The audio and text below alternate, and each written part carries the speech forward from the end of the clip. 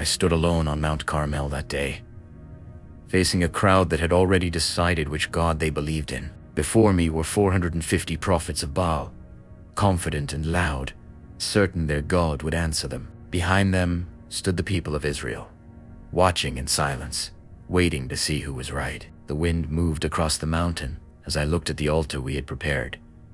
In a few moments, fire would have to fall from heaven, or I would die there in front of them all. The sun was already high above Mount Carmel when the prophets of Baal began their cries. They shouted loudly, calling on their God with raised hands and desperate voices. The people watched from every side of the mountain, waiting for something to happen. But nothing came. No fire, no answer. Hour after hour, their voices grew hoarse as they circled their altar, begging the sky to respond. I stood nearby and watched in silence, knowing the moment was coming when I would have to call on the Lord.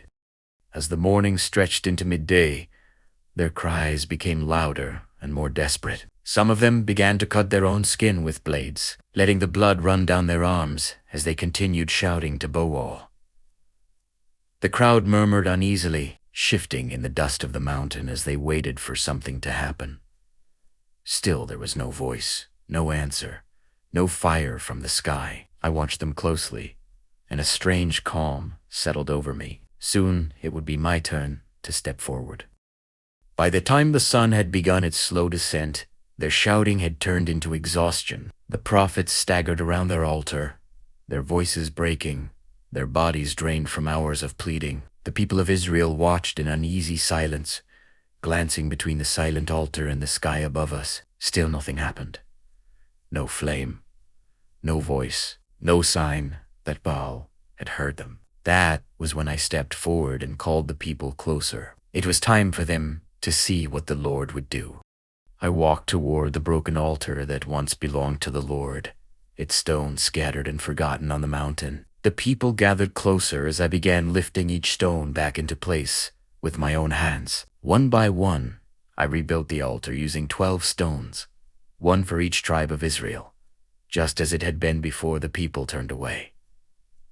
The mountain was quiet now. Even the prophets of Baal had stopped shouting. Every eye was fixed on what I was preparing to do next.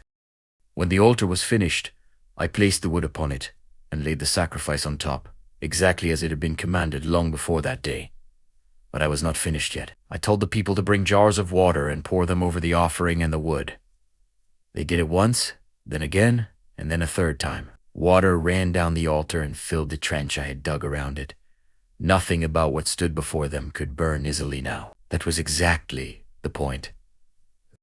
When the water had soaked the altar and filled the trench around it, I stepped back and looked at what stood before the people. The wood was drenched, the sacrifice heavy with water, and the ground beneath it dark with mud. No fire could start there by human hands. That was the moment I wanted them to remember. The prophets of Baal watched from a distance, exhausted and silent now. All the shouting had ended. The mountain had grown strangely quiet. It was finally time for me to pray. I stepped closer to the altar and lifted my eyes toward heaven. The people of Israel stood all around the mountain, waiting in silence after the long hours of shouting they had heard from the prophets of Baal. Now there were no cries, no desperate voices, only the wind moving across Mount Carmel. I spoke a simple prayer, calling on the God of Abraham, Isaac, and Israel, asking him to show these people that he alone was the true God and that I was his servant. When my prayer ended, the silence on the mountain felt heavier than anything we had experienced that day. No shouting followed it, no chanting. I had not danced around the altar or begged for hours the way the prophets of Baal had done. I had only spoken a few words. The people waited, their eyes moving between the altar, the sky, and my face. I could feel their doubt hanging in the air. For a moment, nothing happened at all, and then the sky answered. Without warning, fire fell from the sky. It struck the altar with a force that made the people step back in shock. The flames consumed the sacrifice, the wood beneath it, and even the stones of the altar. The water that had filled the trench vanished instantly, swallowed by the heat. The entire mountain seemed to glow with the brightness of that fire. No one shouted. No one moved. The crowd stared in stunned silence as the truth stood burning before their eyes. For a moment, no one spoke. The fire that had fallen from heaven had vanished as quickly as it came, leaving the altar blackened and the ground scorched. Smoke drifted slowly into the air above Mount Carmel. Then the people began to fall to the ground around me. One after another, they dropped to their knees with their faces toward the earth. Their voices rose together, louder than the cries of the prophets had been earlier that day. The Lord, He is God. The Lord, He is God. Their voices echoed across the mountain as the truth finally broke through the doubt that had held them for so long. I looked over the crowd as they lay on the ground, repeating those words again and again. Only hours earlier, many of these same people had stood silently while the prophets of Baal cried out to a God who could not answer. Now the evidence had fallen before their eyes in fire from heaven. The silence of the sky had been replaced by a power none of them could deny.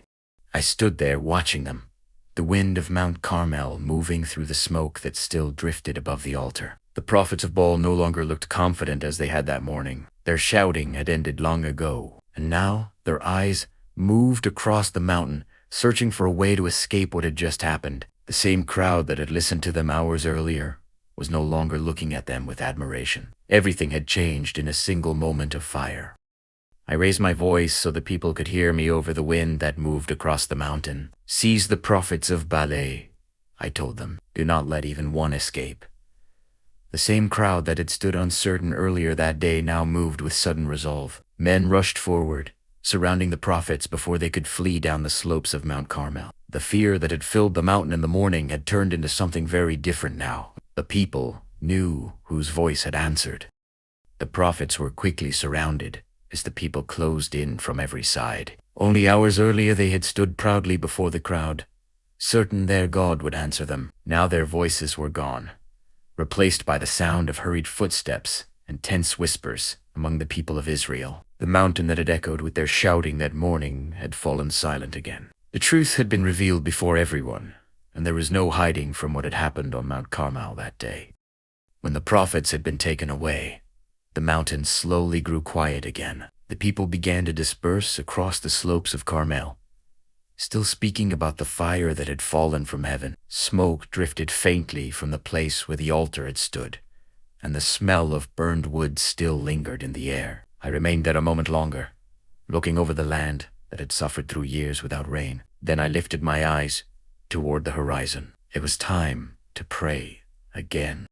I walked to the edge of the mountain and looked out across the dry hills of Israel. 4 years the sky had been closed over this land. The ground was cracked, the fields empty, and the people had begun to wonder if rain would ever return. I bowed down and placed my face near the earth, praying quietly that the Lord who had answered with fire would now answer with rain. Behind me the people waited, watching the sky that had remained silent for so long.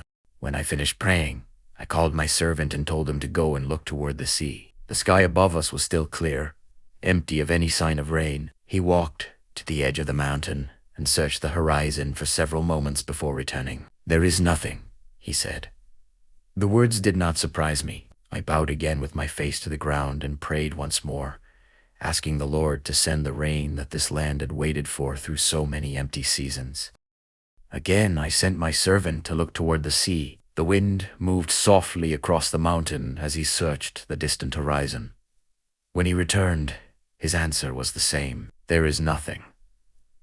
I bowed my head once more and prayed again. This happened again and again, until the waiting itself began to feel heavier than the drought. The people watched quietly from behind, their eyes moving between the sky and the place where I knelt on the ground. Still, the sky remained empty. Then I told my servant to go once more and look toward the sea. He walked to the edge of the mountain and stood there longer than before, scanning the horizon carefully. When he returned this time, his voice carried a hint of surprise. "I see a cloud," he said, "some more like a man's hand rising from the sea." I lifted my head and looked toward the sky. After years without rain, that tiny cloud was enough to change everything. I stood and looked toward the horizon where my servant had pointed. At first, the cloud was small, barely visible against the wide sky above the sea, but I knew what it meant. The Lord who had answered with fire had now answered with rain. I told my servant to go quickly and warn King Ahab to prepare his chariot and leave before the storm blocked the road. The wind on Mount Carmel began to shift, carrying with it the scent of rain that this land had waited for far too long.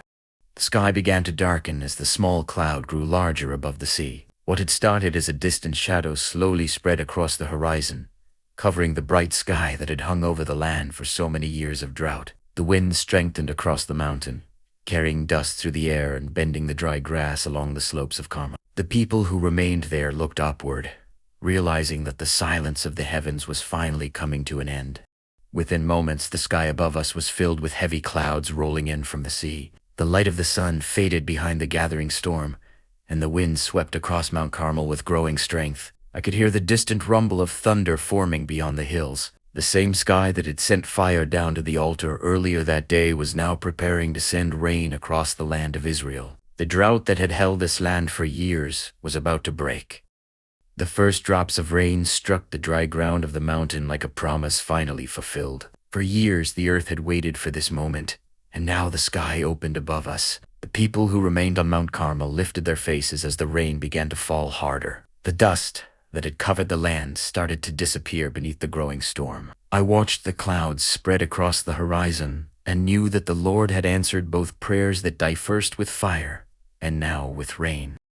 The rain quickly grew stronger, pouring across the slopes of Mount Carmel and running down through the dry valleys below. The sound of water striking the earth filled the air, louder than the wind that had carried the storm over the mountain. For the people of Israel, it was more than rain. It was the end of a long season of silence from the heavens. I stood there watching the storm spread across the land, knowing that the Lord had shown his power before everyone that day.